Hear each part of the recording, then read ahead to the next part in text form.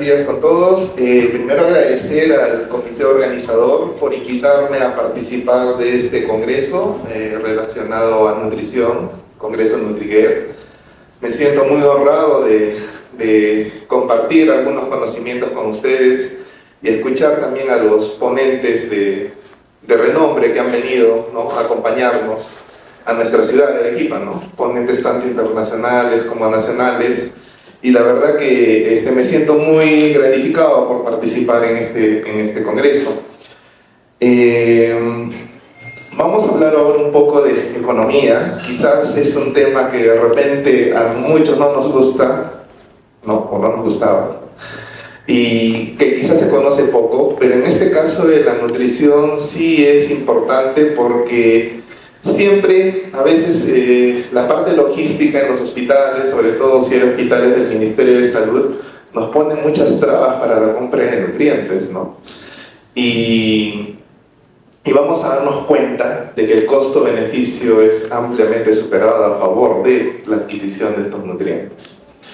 En los hospitales del Ministerio todavía es un poco más difícil, pero gracias a la gestión, ¿no?, de nuestras autoridades y obviamente la gestión que parte de la propia área de cuidados intensivos, es que se va comprando y se va adquiriendo cada vez más nutrientes y todo esto es en beneficio de nuestros pacientes. Entonces, hablaremos un poco de lo que es farmacoeconomía para entender, y después valoraremos el impacto del costo-beneficio de los nutrientes enterales. Bueno, la farmacoeconomía es la disciplina que compara los costos, ¿no?, los recursos utilizados y los resultados que nosotros vamos a obtener en el paciente con estas intervenciones, ¿no? Compara el valor de un medicamento o una intervención médica, ¿no? Y va a utilizar métodos cuantitativos para poder medir los efectos finales y ver si realmente el fármaco, la tecnología, es útil o es benéfico o no. La siguiente. Optimiza la asignación de los recursos en salud. Recordar que siempre los recursos en salud, por ejemplo en nuestro país, el PBI que se da para este sector es escaso, ¿no? Y nosotros tenemos que priorizar hacia dónde van las compras. Tenemos que evaluar cuáles son los costos y resultados de los medicamentos, apoyar la toma de decisiones clínicas y administrativas, y todo esto en conjunto nos optimiza el uso de los recursos en salud, que en este momento, como digo, debemos esforzarnos y debemos ser eficientes en el gasto. La siguiente. En estas épocas los costos de salud están aumentados, ¿no?, definitivamente. ¿Y qué es lo que aumenta estos costos en salud? Hay aumento de las coberturas, ¿no? Muchas de las personas ya tienen seguros de salud, sobre todo los privados, y obviamente estos coberturan más enfermedades. Hay aumento de la demanda, incentivos para la utilización por parte de médicos y pacientes, falta de conciencia respecto a los precios. Hay una variabilidad de mercado a veces muy importante.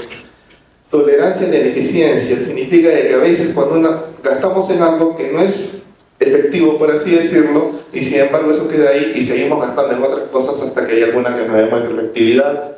Envejecimiento de la población, hay más población senil, y al haber más población senil se necesita más uso de los sistemas de salud, y también los medicamentos, obviamente a medida que va pasando el tiempo, muchos van subiendo de costo, ¿no? La siguiente.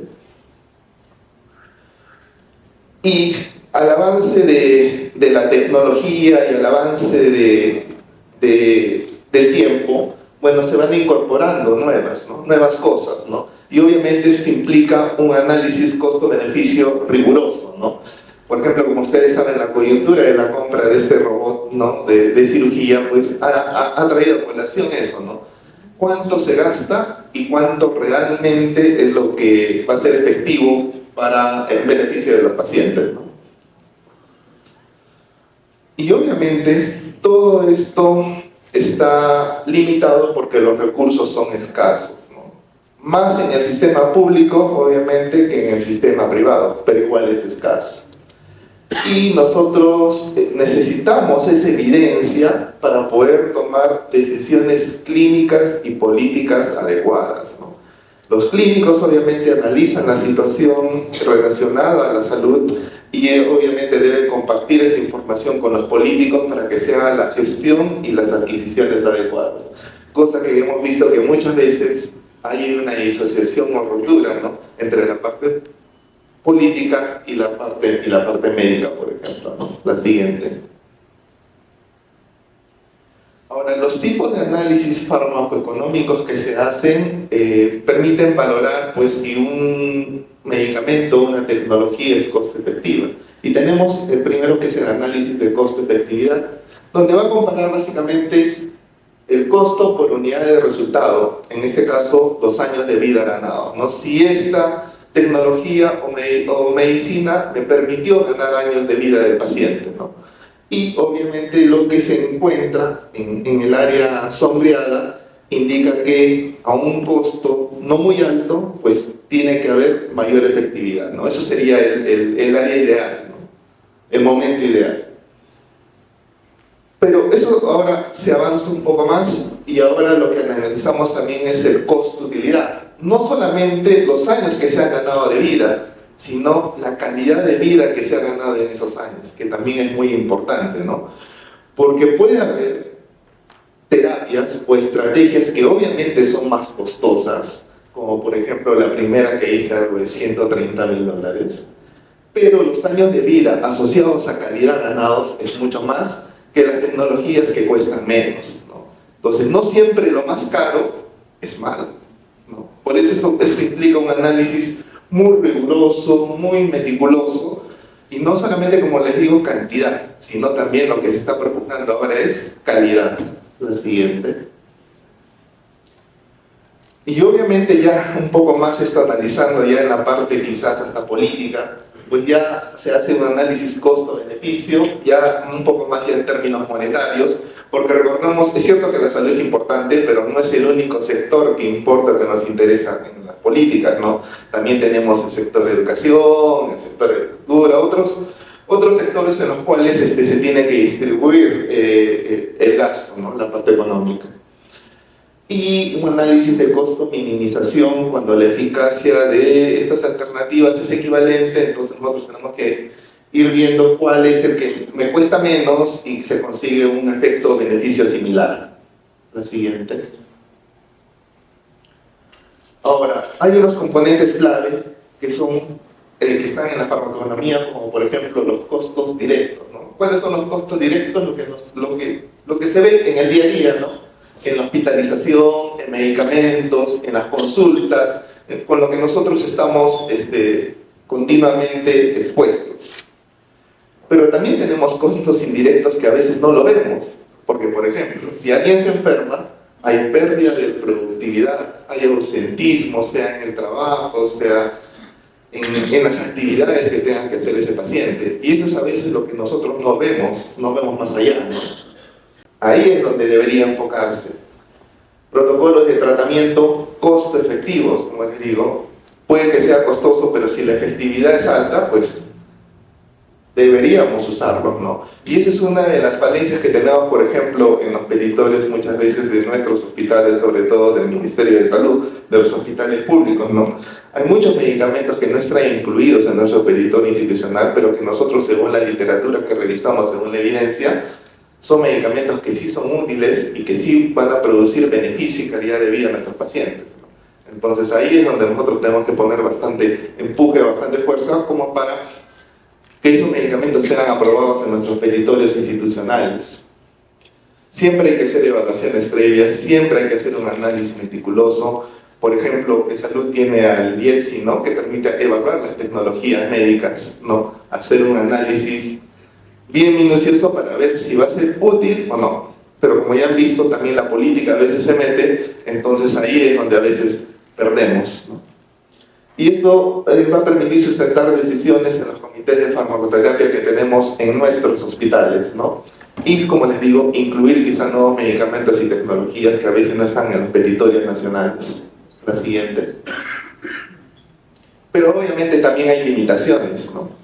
Como por ejemplo, la calidad de los datos que se vayan obteniendo puede ser muy variable, ¿no? Y eso puede llevar a resultados que son quizá erróneos. Hay diferencias entre los países, ¿no? Entre los distintos países. La realidad que nosotros tenemos no es igual que la de Brasil, Argentina o que la de otras latitudes como Europa, ¿no? Muchas veces pasa eso, que se prioriza la economía sobre la salud individual, ¿no? Siempre vemos el macro y no vemos el micro, ¿no? Y eso tampoco no está bien, ¿no? Vemos más a veces, por ejemplo, lo que pasaba en mi hospital era que miraba más la gran cantidad de pacientes que se atendían por consulta ambulatoria y miraba poco muchas veces la menor cantidad de pacientes que se tienen área crítica, pero que al final son los que necesitan mayor soporte, mayor apoyo, ¿no? Felizmente esas ideas ya se están cambiando con el tiempo y se está priorizando mucho a los pacientes de áreas críticas, ¿no? Y importa mucho también el juicio clínico y que haya equidad en el acceso. La siguiente. Entonces, la tendencia actual, lo que se va haciendo ahora es evaluar las tecnologías sanitarias a través de las instituciones, ¿no? A través de direcciones como IETSI, por ejemplo, que existen en salud, ¿no? Y que también debería ser implementada en otros hospitales públicos. Las enfermedades huérfanas también se le está dando mayor relevancia, ¿no? Para esto. Se están tomando datos del mundo real, o sea, los datos clínicos que ahora se obtienen son más que todo del día a día, más que ya realizar estudios con datos pasados, ¿no? Lo interesante ahora es hacer estudios con datos clínicos obtenidos en el día a día, y uso creciente en políticas públicas de reembolso, ¿no? Que se quiere aplicar también acá en el Perú, pero todavía falta mucho como la metodología y los protocolos para hacerlo, ¿no? Para que al final el paciente y su familia no se vean perjudicados. La siguiente. Y entonces, tomándose estos conceptos de farmacoeconomía, en lo cual se tenía que evaluar cada fármaco, cada tecnología, buscando siempre el beneficio de los pacientes, no solo en cantidad, sino también en calidad, pues se empezó a hacer estudios o se empezó a ganar adeptos en lo que es en las unidades de soporte nutricionales, ¿no?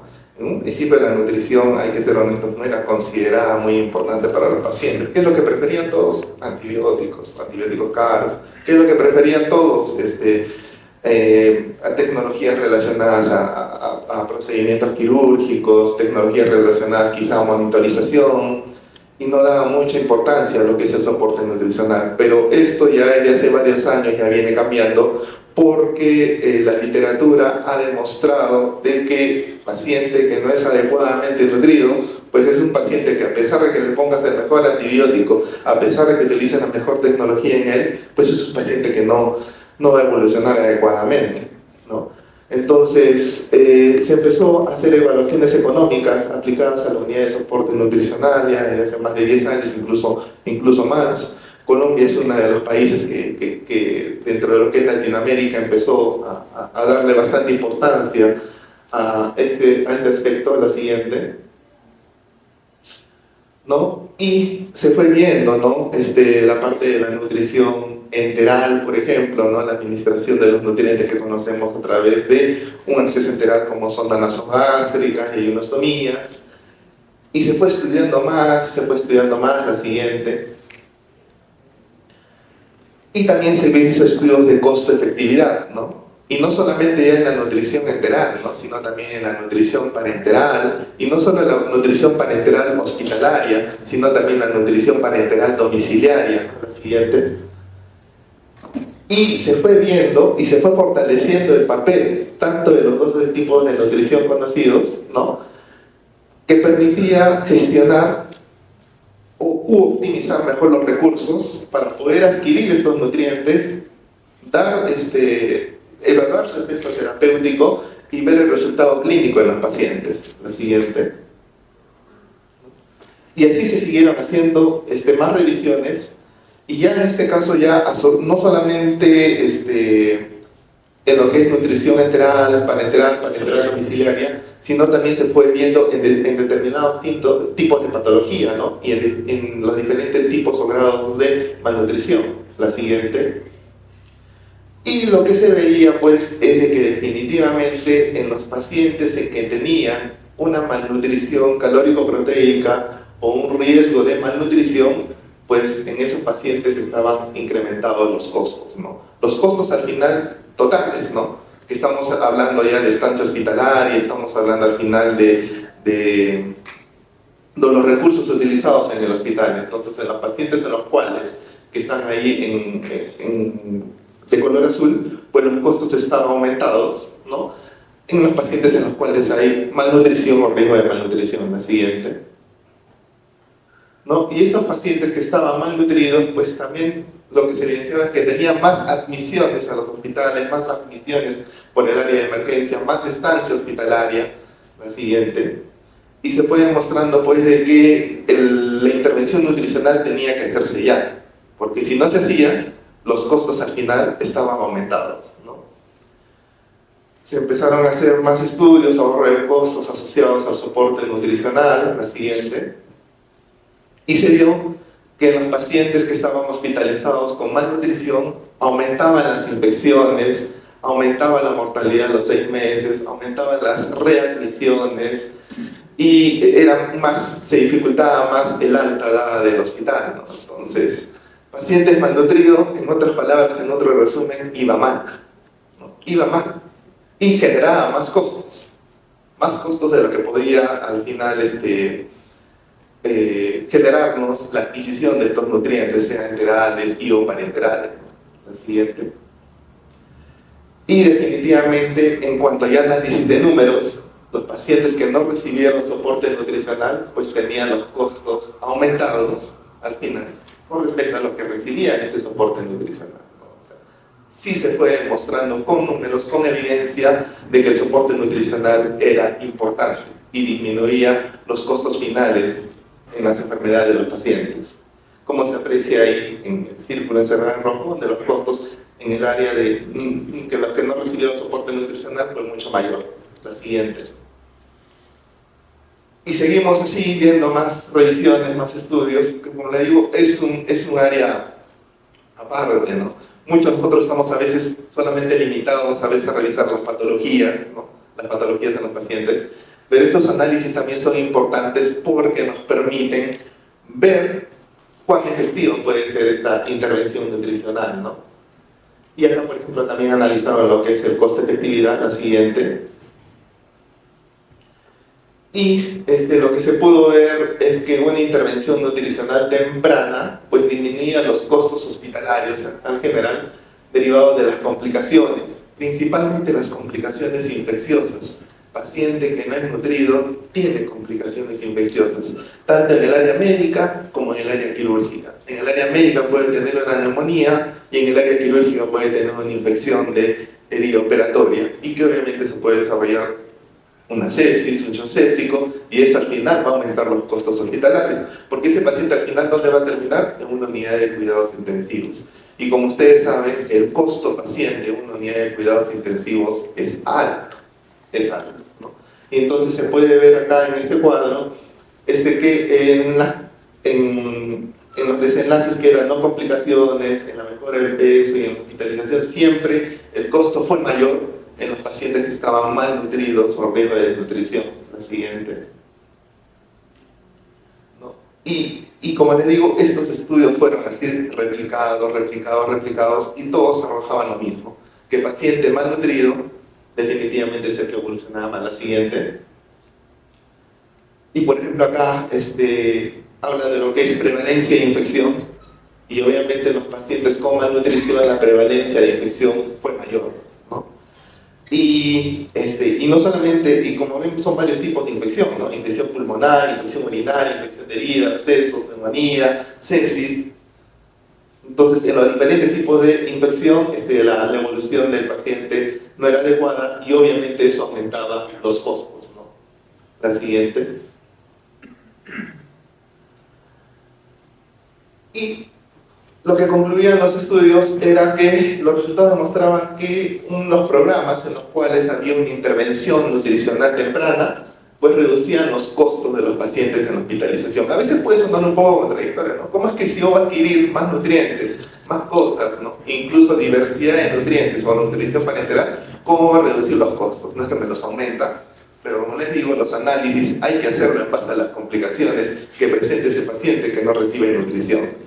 Principalmente estancia hospitalaria, porque el paciente haga una enfermedad crítica, y ahí sí los costos definitivamente van a aumentar mucho, y por eso se ve el beneficio de una nutrición enteral temprana. La siguiente. Y esto también se extrapola no solamente en el ámbito hospitalario, sino ya estamos hablando ya, pues, lo extrapolamos ya en general al sistema de salud en general y a todo el sistema financiero de un país. Porque recuerden que hay cosas que nosotros no vemos, costos indirectos que no medimos, como es el ausentismo laboral, ¿no? Y donde se pierde hora a día de producción de un paciente que está enfermo y que está varios días hospitalizado, ¿no? Entonces, ese es otro costo, aparte de un costo indirecto, que muchas veces no se evalúa. La siguiente. Y siempre en los pacientes que recibieron, por ejemplo, en la segunda parte que dice que recibieron nutrición después de 14 días de hospitalización o después de 6 días o con nutrición enteral temprana, entonces siempre los costos al final van a ser menores en los pacientes que recibieron la intervención nutricional temprana, ¿no? Y a medida que van pasando los días y que van aumentando los días en los cuales yo recién inicio la nutrición, pues los costos van aumentando mucho más, ¿no? Y siempre son básicamente, como ven, los mismos análisis: mortalidad, readmisiones, días de hospitalización. Básicamente se analiza eso, ¿no? La siguiente. Y obviamente la conclusión de ese estudio era que las intervenciones nutricionales tempranas, pues en pacientes tanto malnutridos como en riesgo de malnutrición, ¿no?, al final reducen los costos hospitalarios en conjunto, ¿no? Entonces, les he puesto varios estudios. Pueden decir que generalmente los estudios hablan de lo mismo, pero esto es importante. ¿Por qué? Porque está demostrado ya entonces a ciencia cierta de que los estudios de costo-efectividad de la nutrición han arrojado que la nutrición es costo efectiva, ¿no? Que la nutrición es importante si queremos que nuestro paciente vaya bien, y que la nutrición es importante si nosotros queremos disminuir los costos hospitalarios en general. La siguiente. Entonces, como conclusiones, la farmacoeconomía apoya las decisiones racionales en salud, ¿no? Hay que hacer análisis, hay que hacer estudios. Integra costo, eficacia y calidad de la vida del paciente, es lo que debemos evaluar, ¿no? Imprescindible en contextos de recursos limitados como el de nosotros en los hospitales públicos, ¿no? Tenemos que hacer estos análisis y demostrar a nuestros gestores, demostrar a nuestras autoridades que cuando compran nutrientes no están haciendo un gasto insulso, un gasto en vano. Al contrario, están ayudando a los pacientes y al final están ayudando a que el hospital, o el gasto, mejor dicho, en salud sea menor.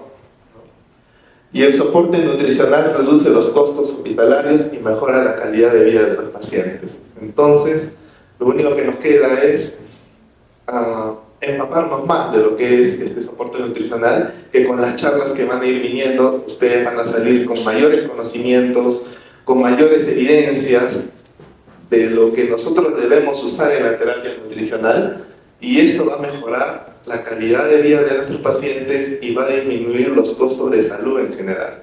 Así que yo aplaudo las iniciativas como este congreso de nutrición, porque todos tenemos que estar empapados de lo que es soporte nutricional.